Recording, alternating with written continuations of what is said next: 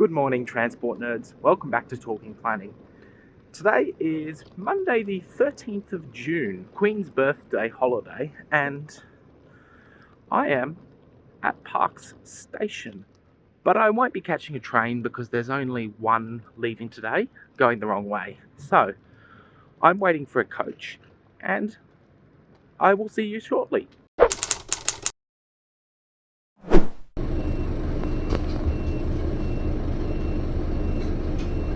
My coach arrived, and bang on time, 6:35am, we reversed out the station car park bound for Orange. This was the first leg on my trip down to Melbourne and resulted in a very long day.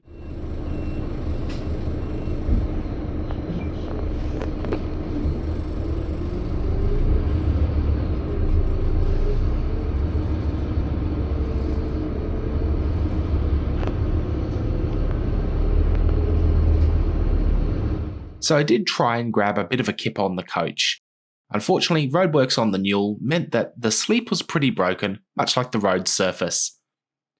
You might be thinking, if you're heading to Orange, why on earth are you taking the Newell?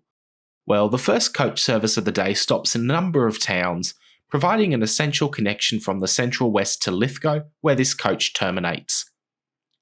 While this connection is really important, having to travel to Orange via Forbes, Eugowra, Canowindra and Cudal does have a significant impact on travel time. Instead of the 1 hour 25 minutes for the direct service along Henry Parkes Way, this route takes just over 2.5 hours.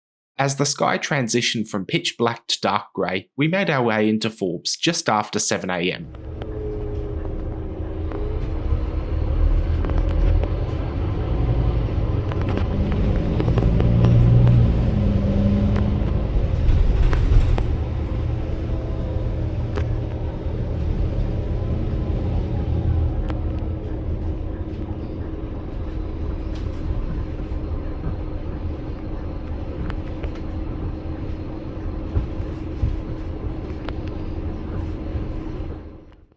A brief stop allowed a few travellers to board, and we were back on our way shortly after.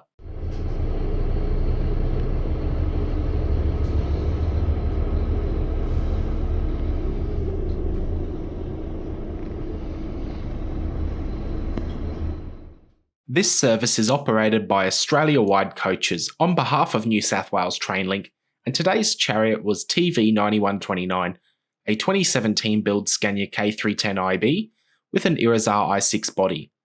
This vehicle was in company colours rather than the New South Wales Trainlink livery, so perhaps it was filling in for one of the regular coaches. Handily, Scania provides a helpful spec list, and it seems that the K310s are up to the task, with a 9-litre engine offering up 310 horsepower and 1550 Nm of torque. These are rated for Euro 5 emissions and by default pair with a 6-speed automatic, although an 8-speed Scania OptiCruise is also available. Have a quick listen now as we head towards Eugowra.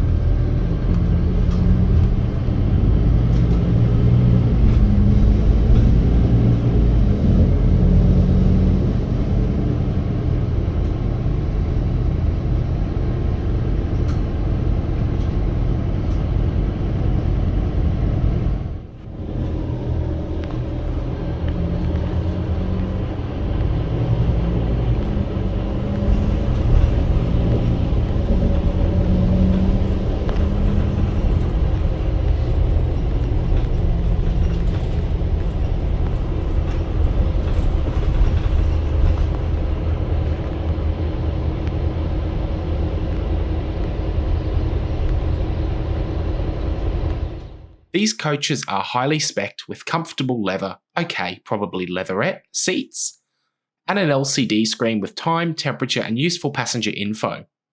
Legroom is pretty decent, and there's space for my knees, and there's a seat pocket for small items. There's also a footrest available for some extra comfort.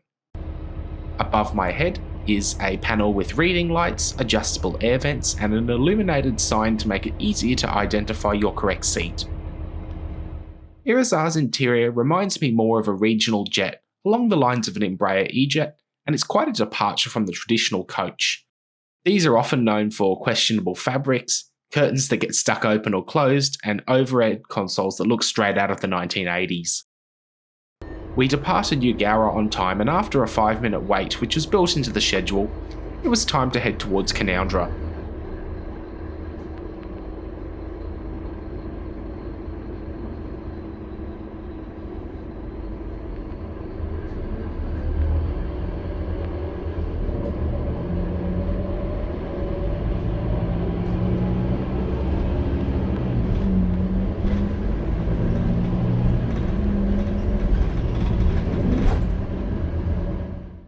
Nangar Road is fairly rough at the moment, but fortunately the coach does a fairly good job of ironing out the worst of the bumps.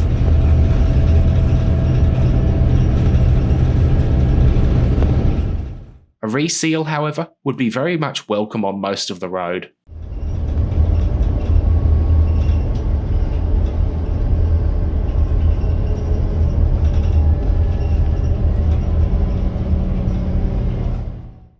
Canowindra is sometimes known as the balloon capital of Australia, and I did spot a couple of hot air balloons on the horizon as we made our way towards town.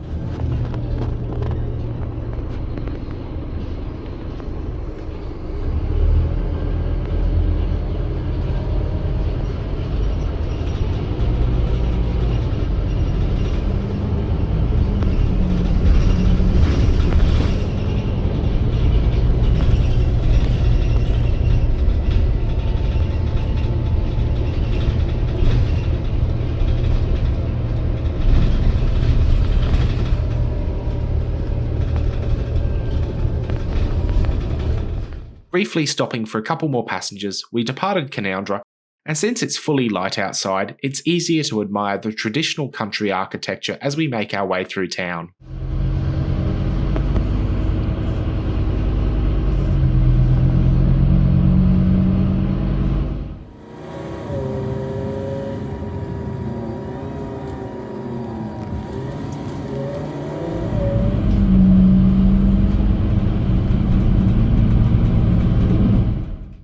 From here, it's onto Canowindra Road to head up to the next stop on the route, Cudal. The open plains and gentle rolling hills are the main scenery for this half-hour hop, but the journey still remains pleasant. By this time though, a 4:30am wake-up was starting to get to me, and I was very excited to grab a coffee on arrival in Orange. Just before 8:30am, we turned onto the Escort Way, entering the sleepy town that is Cudal. It was only a brief stop, but it turns out that for some, the coach is a preferred commuting method into Orange, with the journey time often slightly less than the advertised 40 minutes. Although Cudal might appear sleepy, it's now home to a state-of-the-art vehicle safety testing facility that evaluates driver assistant technologies like autonomous emergency braking, lane keep assist, and speed limiters. The site is located on the former airfield and former home base of the now-defunct Hazelton Airlines.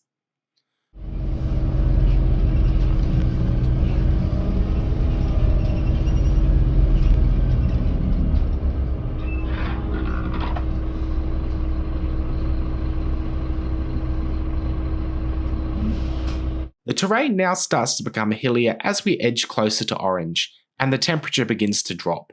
We're also now entering wine country, and the vineyards line many of the approach and departure roads to Orange. I do enjoy a good glass of wine, or two, and the local vineyards produce some decent drops.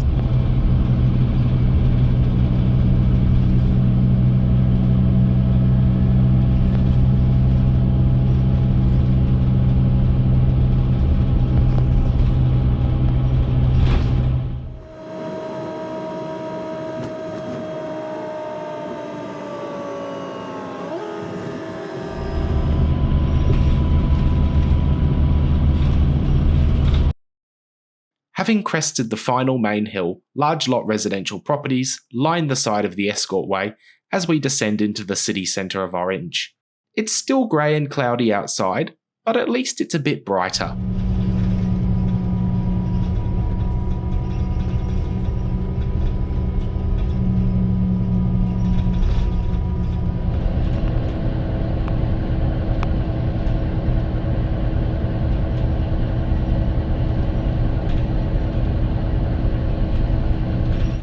Accessing the bus interchange is typically done via Kite Street, so it's onto the suburban streets of Orange to make our way to my destination.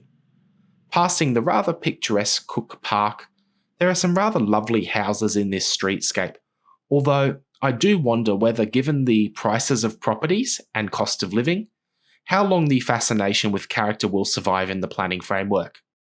There is a need to have a more nuanced conversation on this topic, and it will be interesting to see how planning frameworks change and respond to cost of living pressures.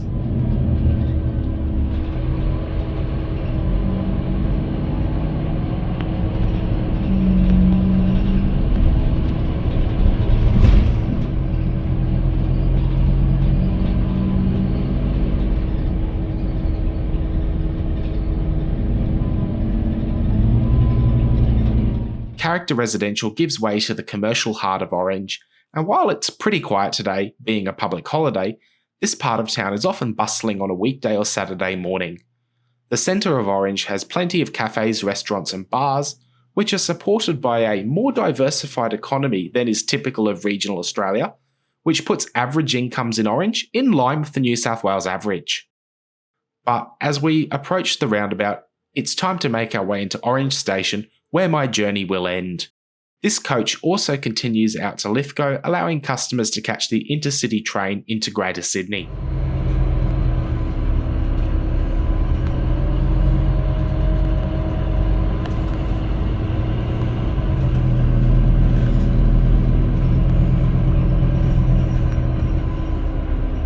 Orange is a fairly sizable transport interchange, and just before my coach left, a Dyson's coach bound for Cudal departs the station.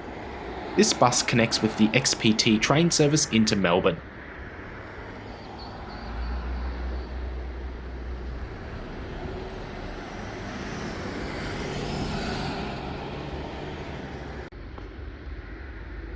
With my fingers frozen thanks to it only being 4 degrees outside, my coach made its way through the car park, ready to continue on to Lithgow via Lucknow and Bathurst.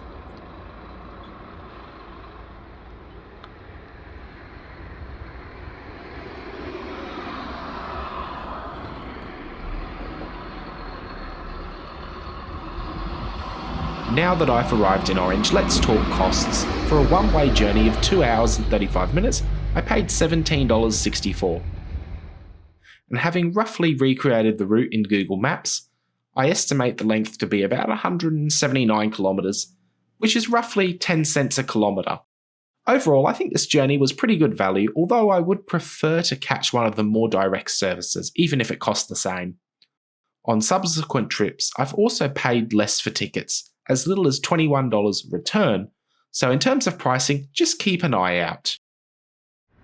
So it's a couple of hours later now. I've settled in and I'm enjoying the day in Orange before I continue travelling on. So thanks for joining me, and I will see you again soon.